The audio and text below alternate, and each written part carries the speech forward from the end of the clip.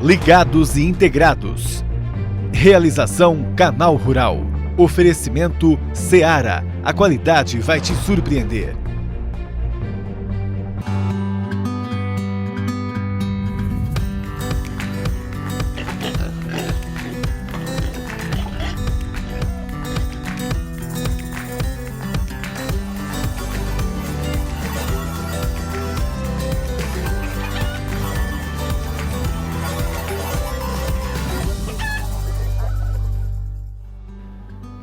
Bom dia, produtor integrado, extensionista, todo mundo que faz parte dessa cadeia tão valiosa para o Brasil de avicultura e suinocultura. Fique com a gente porque hoje o programa está especial, hein? Tem dicas importantes sobre compostagem e também vamos repercutir uma notícia aí sobre um sistema de segurança para a produção em toda a América Latina. Então, vamos começar? A BPA, a Associação Brasileira de Proteína Animal, propôs para a Associação Latino-Americana de Avicultura a criação de um sistema de prevenção à gripe aviária. É um projeto grandioso que engloba boa parte do continente americano. Vamos saber como funciona com aquele que apresentou essa ideia lá na República Dominicana, o Francisco Turra, que está aqui com a gente. Bom dia, Pablo. Bom dia, Turra. Prazer muito grande. Prazer te receber aqui. Bom. Por favor, fique à vontade. Obrigado. Turra, essa viagem aconteceu aí dias atrás, né? Exatamente. Você foi lá apresentar para eles essa ideia. E de onde é que veio essa ideia? Qual é a nossa necessidade, né? Vamos começar por isso. Qual é o problema que a gente tem que precisa ser resolvido? Bem, Pablo, aconteceu lá na República Dominicana um evento da Associação Latino-Americana de Avicultura. E nesta reunião compareceram praticamente todos os países, com exceção da Venezuela e da Colômbia, por um problema muito especial. Nós aproveitamos para levar uma ideia costurada, com sugestões práticas, para que nós tomássemos esse tema defesa, prevenção, a sanidade animal, como alguma coisa primordial na vida de cada país. Porque não adiantaria, por exemplo, você combater a peste suína clássica, a gripe aviária num país, se aí, pelas tantas, o vizinho tem problema. Uhum. Aí já é o que aconteceu com febre aftosa. O Uruguai teve, o Paraguai idem, e adentrou aqui com facilidade total e todos fomos prejudicados, eles e nós. Então, a gente lançou a ideia, e a ideia foi num ambiente muito especial, no evento da Associação Latino-Americana da Avicultura, quando estavam presentes os presidentes, secretários de todas as entidades dos países, todas as ABPAs dos países, digamos. Certo. E foi muito bem acolhida. Pois é, como é que foi para eles, né? Porque para nós essa importância é grandiosa, né, Turra? Nós somos um dos maiores produtores do mundo, exportadores, né? Para eles, como é que eles levaram também isso adiante? Veja, eu fiquei impressionado porque muitos países eles não criam, por exemplo, suínos, ou pelo menos tem uma criação insignificante. Mesmo esses estão cuidando muito, sabendo do mal que aconteceu na China e arredores, porque a Organização Mundial da Saúde recebeu notificação praticamente de toda a região que foi contaminada. Então, eles próprios, eu vi no Panamá, voltando no painel da passagem, da localização, digamos assim, já aparecia de quando em quando um vídeo mostrando assim, o Panamá é livre de peste suína africana. Nós não queremos que você traga esse mal. Cuidado, certo. Não pode trazer produtos cárneos. Aí vem uma série de avisos. Isso no Panamá. Então, quer dizer... É um país bem pequeno, inclusive, né? Um país pequeno, avicultura boa. Mas é um país de muita passagem, inclusive, né? Voos param ali para conexão apenas, às vezes. Mas é bem estratégico. Então, lá eu diria assim que a guerra da informação está bem montada. Eles estão trabalhando muito bem. E quando nós lançamos a ideia, nós aqui, com a Argentina, Paraguai, Uruguai, Mercosul, ampliado, Chile e Bolívia, já tivemos vários eventos juntos. No CIAVES estivemos, falamos, montamos esquema junto, até simulacro de acontecer a peste já houve lá entre a Argentina e o Uruguai. E eles estão querendo fazer um maior conosco também. Vamos dizer assim, sai anúncio, olha, aconteceu, como seria... Como agir, né? Como agir, se houvesse. como agir para você eliminar os focos e você trancar, porque ninguém está livre que um dia possa acontecer, né? Mas veja, a ideia foi muito bem aceita e basicamente ela lastreia muito na comunicação, na informação. Certo, pois é. Como é que funcionaria esse projeto de prevenção? Mobilizar o poder público de cada país para que eles entrem em campo. Cuidado com aeroportos, portos, cuidado com os estados, cuidado com isso, com aquilo, e agir no sentido de fiscalizar, do poder público fazer. E com os privados é criar fundos de sanidade, porque você sabe que o governo, lá pelas tantas, tem que ter toda a burocracia, olha, tem que mandar fazer um exame de hoje para hoje. E daí, não, mas aqui precisa orçamento, precisa... Nem sempre funciona assim, né? Então, o privado, ele tem muito mais maleabilidade, flexibilidade de fazer, né? Então, uma coisa é envolver o público, o privado... Buscar parcerias, então? E muita informação para os integrados, para as pessoas que estão no setor. Certo. Falando nisso, né, Turra, então esse projeto aí engloba todo esse Conesul, né? Mas vamos falar aqui do Brasil, porque a gente tem além, no mundo, né, lógico, não aqui, né, a PSA, né, a gripe aviária, agora também tem o coronavírus, que está todo mundo falando sobre isso, né? Como é que vocês da BPA veem que o Brasil está preparado para lidar com isso, né? Está fazendo essa prevenção direitinho? Estamos bem? Olha, você sabe que a gente nunca pode dizer assim, nós estamos perfeitos. Porque veja quantas pessoas entram nesse território brasileiro todos os dias e quantos saem. E você sabe que em alguns aeroportos, com cães farejadores, eles detectam uma quantidade de produtos cárneos que vêm de algum país porque a irresponsabilidade é muito grande. Tem gente que não se dá conta que pode trazer o vírus. Também já vi, assim, uma vez muito mais facilidade. Olha, eu tenho uma granja bonita e tudo, alguém quer ver. Deixa o cara entrar sem cuidado, tudo bem. Hoje não. Hoje eu te diria que é muito difícil você ir fazer uma reportagem do Canal Rural lá dentro. É realmente muito difícil. Se você não fizer quarentena, provar que quem você é, o que você faz, não tem. Então, não há, assim, condições de te dizer nós somos... Por enquanto está tudo bem, né, Turra? Por enquanto está tudo bem, está andando bem. Mesmo os fundos privados, nós estamos jogando os fichas. Nós temos também o governo, nós vamos ajudar para comprar cães farejadores para os portos e aeroportos. Nós vamos apoiar ações, assim. Eu estou falando da BPA e os privados, as empresas também. Vamos continuar fazendo esse dever de casa aí. Tem notícia aqui, já volto para conversar mais com você, Turra. Vamos lá para as notícias do nosso setor, então. O milho continua com preço em alta, segundo o estudo do CPEA. Na última semana de fevereiro, subiu 1,77% na base Campinas São Paulo. R$ 52,25 a saca de 60 quilos. O interesse do comprador continua superando o do vendedor e as exportações estão perdendo um pouquinho de força. Já com a soja, ela continua sendo colhida pelo Brasil todo e mesmo com a possibilidade de safra recorde, os preços não caem. O relatório do CPEA sobre a última semana de fevereiro mostra alta aí, caminhando para o lado na real, né, de 0,1%, com a saca de 60 quilos que fechou a R$ 82,91.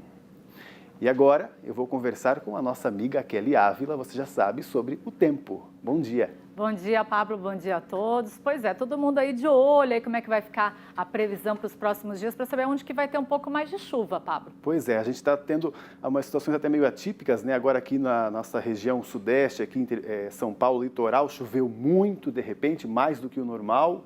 Né? Como é que fica aí pelo Brasil? Pois é, a previsão agora para os próximos dias é de uma redução dos volumes de chuva no sul e sudeste. Vamos dar uma olhadinha no mapa? A gente pode observar aqui pelas imagens de satélite que a gente ainda tem nuvens mais carregadas, principalmente na região norte do país. Sudeste e sul, tempo um pouco mais firme. Aí eu separei justamente isso que a gente vê no mapa, Pablo. Olha só, região sul, todo o sudeste e parte do centro-oeste aqui com volumes de no máximo 15 milímetros. A gente vai ter um pouquinho mais de chuva aqui no centro-oeste, no norte de Mato Grosso. Aí a região norte, sim, que a gente tem volumes de 50 a 70 milímetros. Diminuindo a cada dia aqui, né? Exatamente, está reduzindo aí. A gente está se aproximando do outono, né, Pablo? Então, dia 21 de março começa o outono, a gente começa a ter uma redução aí dos volumes de chuva como um todo. E a gente tem um vídeo, vamos pedir para o pessoal soltar o vídeo para a gente, que a gente tem a participação. Vamos lá, né, a participação, porque agora tem previsão específica. Iniciamos a colheita de soja em minha propriedade. Infelizmente, é triste, porque tivemos muitos veranicos na região, tendo propriedades que vão ter uma colheita muito baixa. Sofremos com a falta de chuva. Agora venho fazer o seguinte questionamento: como vai ser o clima para nós, para as boas colheitas, no mês de março e no mês de abril? Agradeço, um abraço. Ele quer o clima para as boas colheitas. Exatamente, esse é o seu Herbert, lá de Mafra, Santa Catarina, que mandou o vídeo pra gente. O pessoal também pode estar mandando. Ó, pertinho da minha cidade, Natal. Exatamente, mas olha aqui, eu separei pra gente dar uma olhadinha. Vamos lá pra Mafra, olha aí, ó, a gente localiza aqui, ó, o tempo vai ficar mais firme, viu, seu Herbert? Não tem previsão aí de chuva nos próximos dias, pancadas bem isoladas se tiver. Olha aí, sábado, domingo e segunda-feira, 12 a temperatura mínima, máxima pode chegar a 27 graus. Sem previsão de chuva, olha aí, o sol um pouco encoberto, mas aí a gente avança para mostrar aquilo que ele pediu. Todo mês de março e também a gente vai chegar até abril. Apenas 10 dias com chuva, 195 milímetros e olha só essa janela que a gente tem. Até o dia 28 de março, sem previsão de chuva significativa. A gente vai ter chuva aqui, ó, lá de 45 milímetros no dia 28 e depois lá no início de abril, que a gente tem chuvas que podem chegar a 50 milímetros. Mas são 3 episódios de chuva mais forte, viu, Pablo? E os próximos dias aí a gente tem janelas grandes aí, sem chuva. Ainda bem que se divide um pouco esse 195, mas mesmo assim, em 50 é bastante chuva por um dia, mas né? Mas isso não é positivo, viu, Pablo? O importante para os produtores é que chovesse todos os dias, mesmo que fossem volumes menores, mas vários dias aí para a gente ter uma chuva agrícola. Esses episódios de janelas grandes e chuva aí concentradas em um único dia não é muito bom. Agora a gente vai dar mais uma avançada aqui, só para encerrar aqui em abril, já entrando em maio. 22 dias com chuva, 195 milímetros. Aqui, mais para o final aqui de abril e entrando um pouquinho já em maio, a gente tem um pouquinho mais de volume de chuva. A não ser aqui já começa a ser aí um pouquinho mais equilibrado, tem uma redução, né? bem grande de chuva, Paulo. Então monta o calendário aí de acordo com isso aqui, viu, que a Kelly trouxe. Obrigado, Kelly. Obrigada a vocês e continuem mandando vídeos e fotos que a gente coloca aqui na previsão do tempo. 985240073, a Kelly responde. Até mais. Você vê. E depois do intervalo a gente conversa mais com o Francisco Turra, então, sobre o Brasil, aí, como é que está a produção, as exportações para esse ano, uma previsão.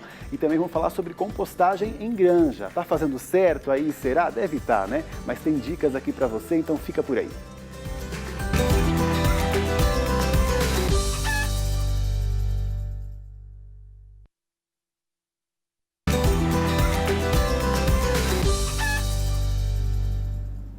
Ah, que bom que você está aí ainda. Estamos de volta com informações importantes para você. Quem está aqui comigo hoje é o Francisco Turra, presidente da BPA, que é a Associação Brasileira de Proteína Animal. Turra, a gente viu antes do intervalo, né, os preços aí dos grãos, como tem subido. Como é que vocês estão vendo? Isso pode atrapalhar um pouquinho os nossos produtores esse ano? Veja, eu participei da Expo Direto e ouvi aí a informação sobre as condições de tempo. Para o sul é muito ruim. Porque há uma estiagem, houve uma estiagem para o milho muito importante e também há para a soja hoje, porque está na finalização, já está na formação do grão, está faltando água. Então nós vamos ter uma safra menor. Porém, o que eu estou observando também é o seguinte, há muito produtor de milho que está guardando, e nem diria ele, mas às vezes os atravessadores, né, as trades que tem, que não estão largando o milho e se aproveitando do tempo. Olha, a safra do Centro-Oeste vai suprir tudo que se perde no Sul e mais um pouco. Também vim de lá na semana passada. Passei em Goiás, andei e vi lá no interiorzão, milho já encaixadito, pronto, já breve. E olha, milho abundante no Paraná também, porque o plantio foi muito maior, tendo em vista o que aconteceu no Sul. Então, é uma preocupação passageira. Também já há milho chegando importado do Paraguai, até da Argentina. Há uma liberdade, uma possibilidade maior. Então, eu acho que não vai faltar. E o preço não pode se espichar muito a corda, porque eu acho que em breve o preço do milho também cai um pouco, porque a logística vai melhorando alguma coisa e vai ter milho suficiente para a gente enfrentar esse ano, que vai ser um ano muito bom. Também acredito, né? E principalmente depois, lógico, demora ainda, mas quando vier então a segunda safra ali, acho que a gente vai... Normaliza. Normaliza. Bastante, acho. Quem sabe até se por acaso subir muito agora, vai equilibrar muito. Sim. É o que a gente está imaginando, né? Tenho certeza absoluta. Até mesmo porque, veja, havia todo um drama. Não, olha, a peste suína africana, ano passado, maravilhoso. Mas agora, coronavírus veio, trancou tudo. Bom, também quero relatar que nos surpreende positivamente os números de fevereiro, fantásticos, muito bons, 40% a mais de carne suína exportada.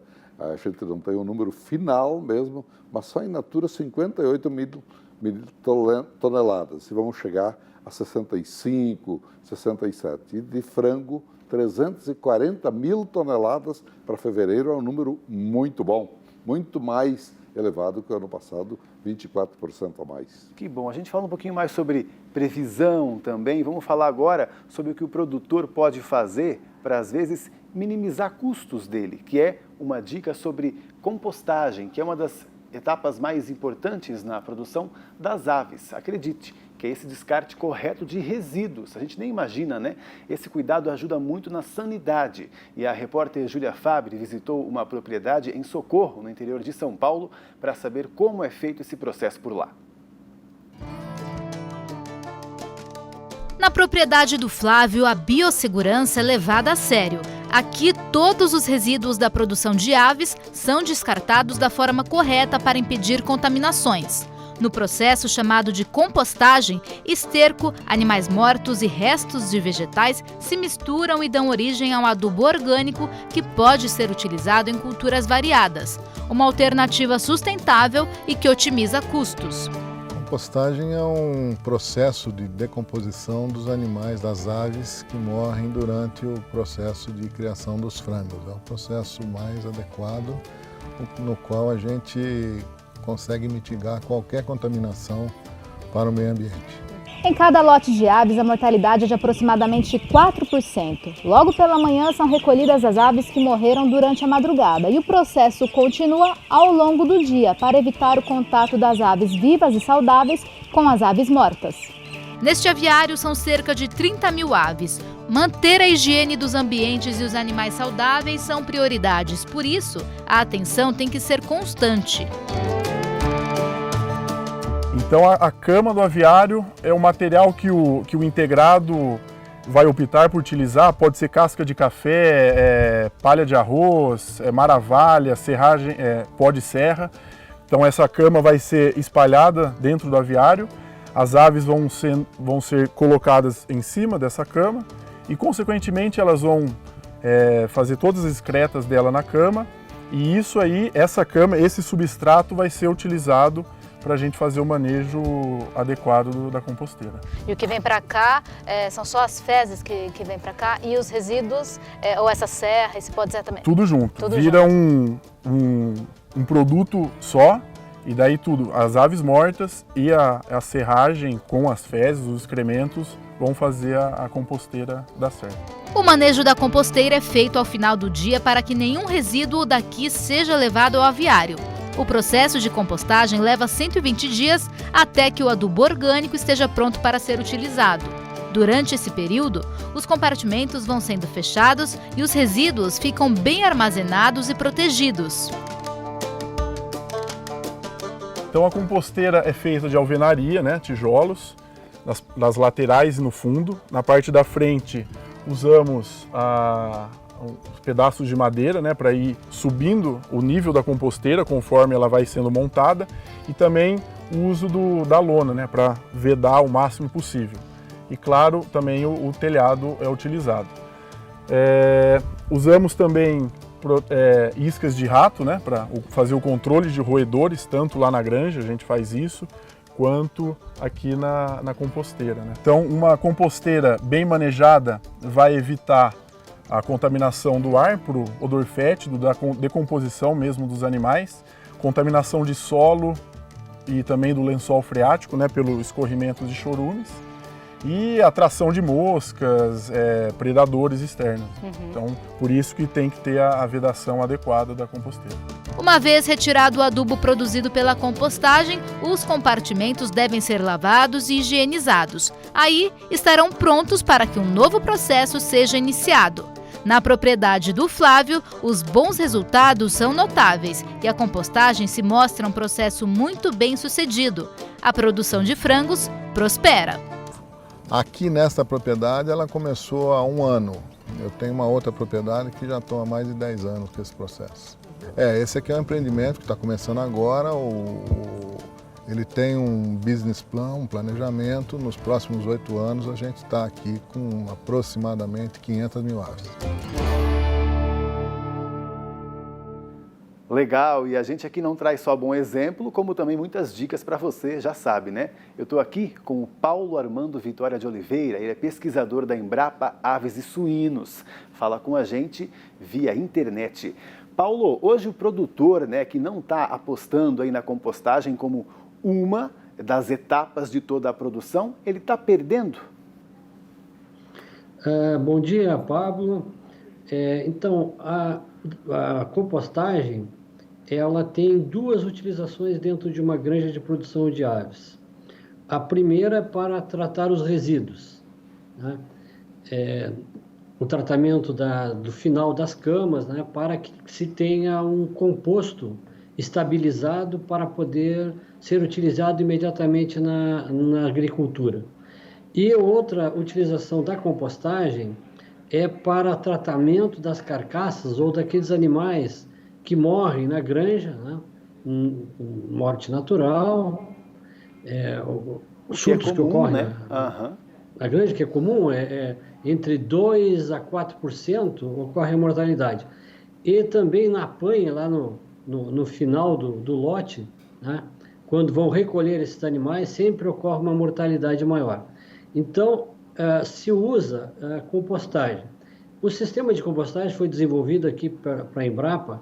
Nós desenvolvemos um sistema bem simples, já fazem mais de 10 anos, e muitos produtores adotaram esse sistema, que é um sistema de compartimentos onde aqueles animais que morrem, né, são colocados em determinados compartimentos, e nós vamos utilizar para isso, pode utilizar serragem, maravalha, palha, picada, né? Produto que tenha carbono, produto que possa desenvolver a compostagem. Então se faz essas camadas com as aves mortas e numa determinada altura, que pode variar entre 1,5 m até 2,5 m de altura, né? Nós colocamos então esse compartimento, fechamos, né, e deixamos eles por um período para que ocorra a compostagem. Tá certo. Então essa é uma forma, aí básica, mais formas, né? É uma forma básica que nós recomendamos aí para pequenas e médias propriedades. Por quê? Porque senão o volume de trabalho, né, a ser desenvolvido pelo produtor para o manejo da compostagem começa a trazer uma certa dificuldade para ele. Então nós também desenvolvemos um outro sistema de compostagem que nós chamamos de compostagem acelerada. Ou seja, é uma máquina que possui um cilindro rotativo.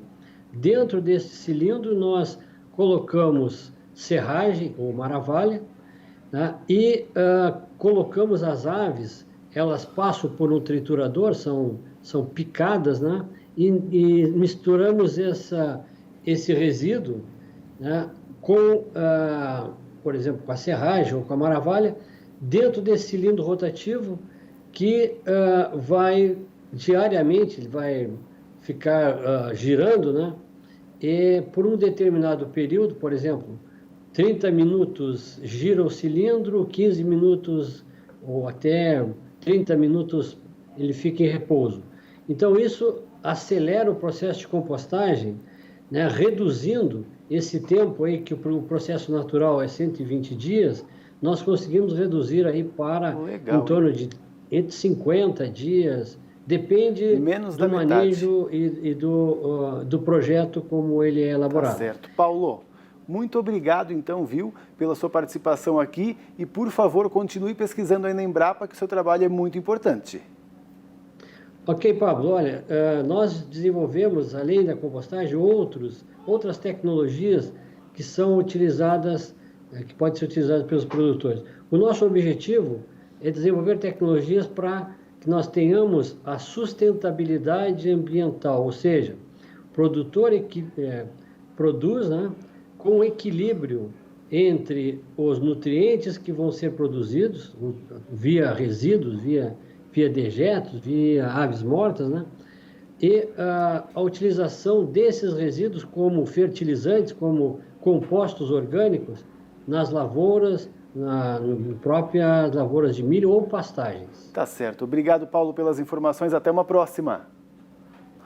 Vamos continuar conversando com o Turra, que está aqui no estúdio com a gente. A gente estava falando sobre a exportação da carne in natura de frango e de suíno, fevereiro desse ano, comparado com fevereiro do ano passado. Frango 24% a mais, isso. Suíno 40% a mais. 40% a mais. São números muito expressivos, né? Exatamente. Então eu vejo assim, ó, nós podemos ter algum problema de logística, porque acontece um foco de coronavírus.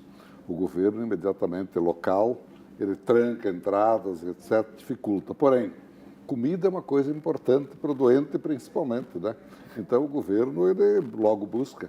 Também foram proibidos os animais silvestres e aí eles vão deixar de comer até mesmo morcegos que alguns tinham hábito e outros produtos que nós não estaríamos no cardápio. O Brasil inteiro cresce graças à nossa produção e os melhores produtores são premiados, você sabe, né? Com o Super Agro.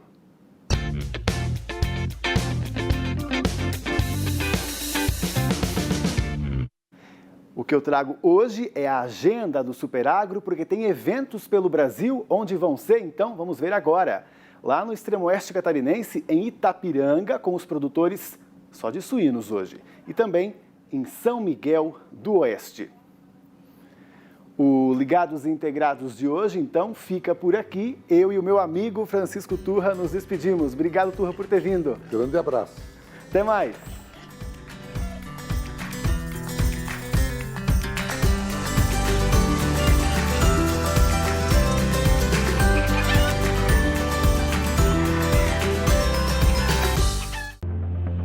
Ligados e Integrados. Realização Canal Rural. Oferecimento Seara. A qualidade vai te surpreender.